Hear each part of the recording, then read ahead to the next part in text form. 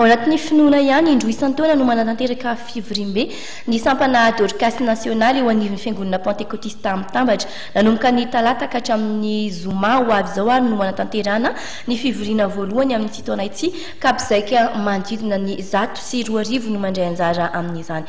Tatitra ny vaovao Ravakarandriamanala sy Mamy Samuel Etrandy. Zaika be voalohany dorcas nasionaly ho amin'ity taona ity no notanterahana nanomboka ny talata 7 Mey ary itoy hatramin'ny rapitsy 10 Mey eto amin'ny Toby Ambodratimo ny fiangonana pentekotista Mitambatra. Loha hevitra lehibe nodinihana teto no mahakasika ny fanatsarana ny fomba fivavahana mba ahitana fahombiazana kokoa eo amin'ny asa fanimpona. Misy avalo ary ireo dingana rahana amin'izany. Vaovao dia misy dingana maro arahana zany ao amin'ny fivavahana.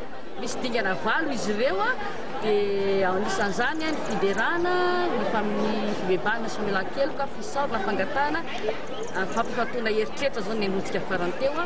Mbola anisan'izany koa firana, fanaovana teny tombavaka, ny fangatana sy ny fisaorana.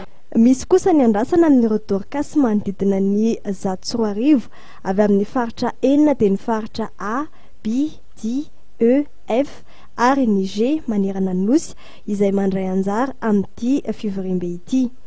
Raha vao vita zao zaika be zao dia ireo vehivavy ireo dia azo fitaovana vaovao entina mivavaka araka ny ampianarana azy dia hitora fampandrosoana ho an'ny tenany manokana, ho an'ny tokantranony dia ho an'ny fiangonana ary ho an'ny Madagasikara manokana.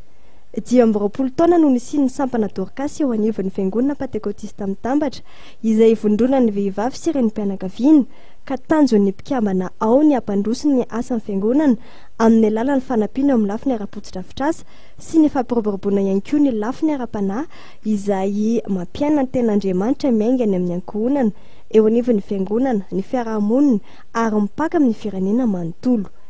Pastera Rovavy samy teratany Amerikanina moa no vahiny tarika ny seminaire sy nitondra fampiofanana tamin'ireo mpizaika teto.